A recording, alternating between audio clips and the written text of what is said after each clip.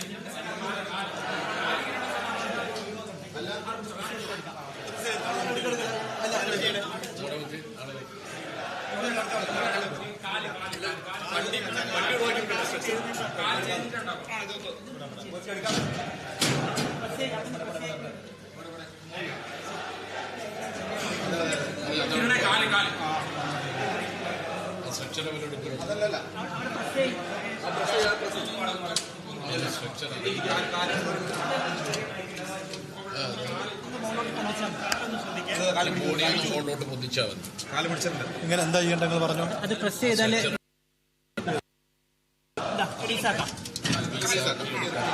അതേപോലെ അപ്പുറത്തെ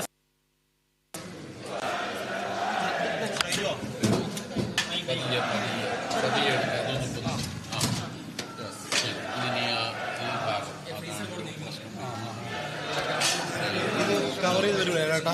മറ്റേ സാധനം വെക്കുമ്പോൾ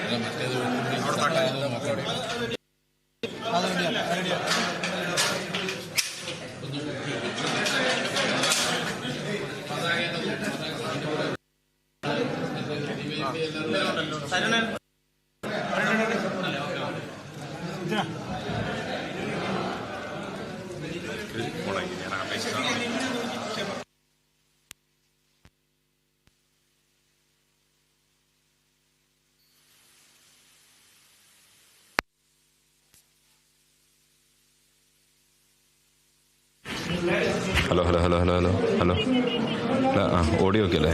ഓഡിയോ സാക്ഷിയായിരുന്ന സഖാവ് പുഷ്പൻ അന്തരിച്ചു. പുഷ്പന്റെ പൊതുദർശനം ഇന്ന് രാത്രി 7 മുതൽ നാളെ രാവിലെ 8 മണി വരെ കോഴിക്കോട് DYFI യൂത്ത് സെന്ററിലാണ് ഇപ്പോൾ പൊതുദർശനം നടക്കുന്നത്. വിശദാംശങ്ങളുമായി ഇപ്പോൾ റിയാസ് KMR ചേരുന്നുണ്ട്. റിയാസ്, എങ്ങനെയാണ് സഖാവ് പുഷ്പന്റെ മറ്റുള്ള ക്രമീകരണങ്ങൾ, അന്ത്യയാത്ര എങ്ങനെയാണ് ക്രമീകരിച്ചിരിക്കുന്നത്? ഇപ്പോൾ പുഷ്പന് ആദ്യം അർപ്പിക്കുകയാണ്. അതിലേക്ക് പോകാം.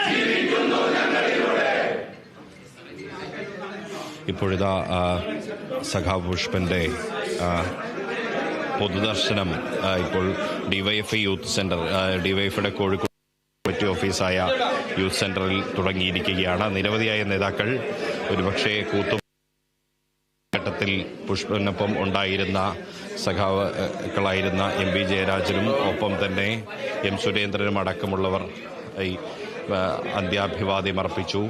DYFIയുടെ പതാക സംസ്ഥാന പ്രസിഡന്റ് V വസീഫിന്റെ നേതൃത്വത്തിൽ നേതാക്കൾ പുതപ്പിച്ചു.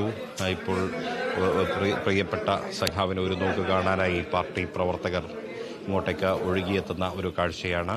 ഇതിൽ CPIMന്റെ മുതിർന്ന നേതാക്കളുണ്ട്, ഒപ്പം DYFIയുടെ നേതാക്കളുണ്ട്. CPIMന്റെ കോഴിക്കോട് ജില്ലാ സെക്രട്ടറി P. മോഹനൻ മാസ്റ്റർ, ഒപ്പം തന്നെ നേരത്തെ സൂചിപ്പിച്ചതുപോലെ കണ്ണൂർ ജില്ലാ സെക്രട്ടറിയും നേരത്തെ കൂത്തുപറമ്പ് സമരകാലഘട്ടത്തിൽ ഇവർക്കൊപ്പം ഉണ്ടായിരുന്ന MV ജയരാജൻ അടക്കമുള്ള നേതാക്കൾ, തോട്ടത്തിൽ രവീന്ദ്രൻ MLA ഉൾപ്പെടെ ഇവിടേക്ക് അന്തിമോപചാരം അർപ്പിക്കാൻ എത്തിയിട്ടുണ്ട്.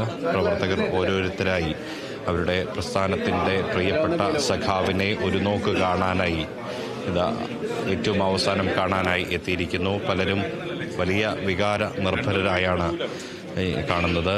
സ്പീക്കർ AN ഷംസീർ ഇവിടെ എത്തിയിട്ടുണ്ട്. അദ്ദേഹം മൃതദേഹത്തിനരികിലേക്ക് എത്തുന്നു. അദ്ദേഹം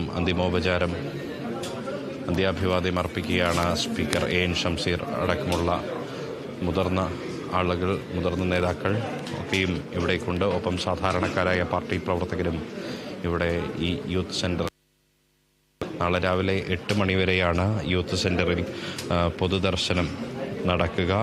അതിനുശേഷം വിലാപയാത്രയായാണ് യൂത്ത് സെന്ററിൽ നിന്നും അത് കഴിഞ്ഞ് വിലാപയാത്രയായി തലശ്ശേരിയിലേക്ക് ഇത് പുറപ്പെടും. അതുവരെ ഇവിടെ DYFI യൂത്ത് സെന്ററിൽ തന്നെയായിരിക്കും ഉണ്ടാവുക. കോഴിക്കോട് നിന്നും പുറപ്പെട്ട് എലത്തൂർ, പൂക്കാട്, കൊയിലാണ്ടി, നന്ദി, വടകര, നാദാപുരം റോഡ്, മാഹിപ്പാലം, പുന്നോൽ വഴി 10 മണിയോടുകൂടി തലശ്ശേരി ടൗൺ ഹാളിൽ എത്തിക്കും. വഴിയോരങ്ങളിലും അന്ത്യാഭിവാദ്യം അർപ്പിക്കാനുള്ള സംവിധാനങ്ങൾ ഏർപ്പെടുത്തിയിട്ടുണ്ട് എന്നാണ് പാർട്ടി വൃത്തങ്ങൾ അറിയിക്കുന്നത്. 10 മണി മുതൽ 11:30 വരെയാണ് തലശ്ശേരി ടൗൺ ഹാളിൽ പൊതുദർശനം നടക്കുക. അതിനുശേഷം പള്ളൂർ വഴി ചൊക്ലി രാമവിലാസം ഹൈസ്കൂളിൽ എത്തിക്കും. 12 മണി മുതൽ വൈകുന്നേരം 4:30 വരെ ചൊക്ലി രാമവിലാസം ഹയർ സെക്കൻഡറി സ്കൂളിൽ പൊതുദർശനത്തിന് വയ്ക്കും. വൈകുന്നേരം 5 മണിക്ക് ചൊക്ലി മേനപ്പുറത്ത് വീട്ടുപരിസരത്താണ് സംസ്കാരം നടക്കുക.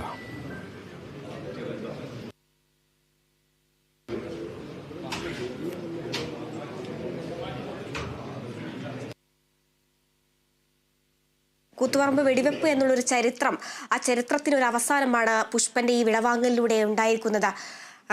നമ്മൾ കാണുകയുണ്ടായി. MV ജയരാജൻ അടക്കമുള്ളവർ വിതുമ്പിയാണ് അവരുടെ ഓർമ്മകൾ പുതുക്കുന്ന കാര്യങ്ങളൊക്കെ നമ്മൾ കാണുകയുണ്ടായി.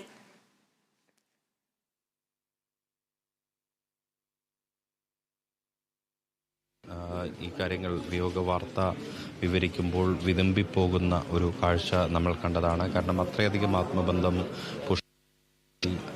അവർക്കെല്ലാം ഉണ്ട്. പ്രത്യേകിച്ച് CPIMന്റെ പ്രവർത്തകർക്കും അണികൾക്കുമെല്ലാം തന്നെ വലിയൊരു ആത്മവീര്യം പകർന്നൊരു വ്യക്തിത്വമായിരുന്നു സഖാവ് പുഷ്പൻ. അദ്ദേഹം ഒരുപക്ഷെ ജീവിച്ചിരിക്കുന്ന രക്തസാക്ഷിയായിരുന്നിട്ട് കൂടി അത് വലിയൊരു പ്രചോദനമാണ് പാർട്ടി പ്രവർത്തകർക്ക്.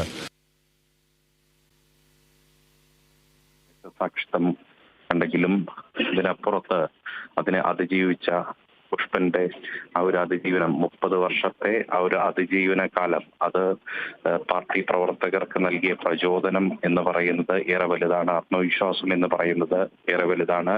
അത്തരം സമര പോരാട്ടങ്ങൾ പിന്നെയും നയിക്കാൻ അത് വലിയ കരുത്തായി തീരുകയും ചെയ്തു.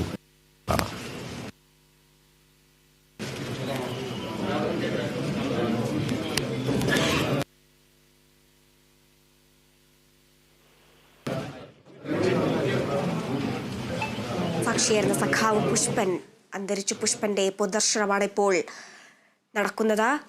കോഴിക്കോട് DYFI യൂത്ത് സെന്ററിലാണ് ഇപ്പോൾ പൊതുദർശനം നടക്കുന്നത്. തുടർന്ന് തലശ്ശേരിയിലെ ചൊക്ലിയിലേക്കാണ് വിലാപയാത്ര പുറപ്പെടുന്നത്. നാളെ രാവിലെയോടെയാണ് വിലാപയാത്ര പുറപ്പെടുക.